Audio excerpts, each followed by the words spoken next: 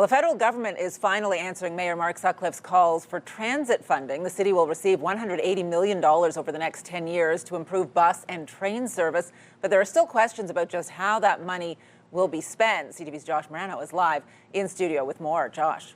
Patricia, Mayor Mark Sutcliffe has been pushing the federal government to provide the money for the city, with OC Transpo facing a $120 million funding shortfall, and says this money will have a direct budget impact on the city.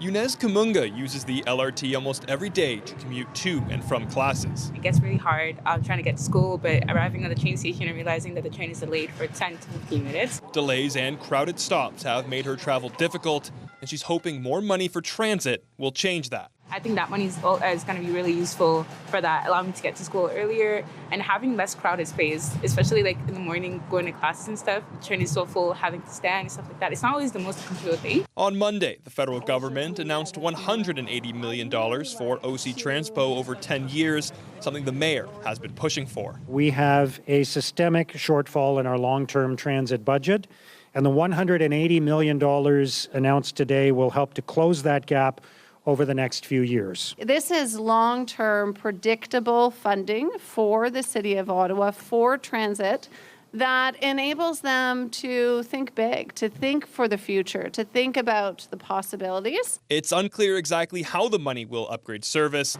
but one councillor is hoping it can be used to increase frequency on LRT Line 1. I think we have to get a minimum to the 7-minute mark effective immediately, and hopefully some of this funding today we can start that conversation right out of the gate. The federal funding is only one piece of the puzzle. This year's budget includes a $36 million hole. Sutcliffe says he is hopeful Ontario will follow suit. They have said every single time they've been asked, Premier Doug Ford, Finance Minister Peter Bethlen-Falvey have said if the federal government's in, we will be in as well. The Ontario government did not respond to CTV News' request for comment.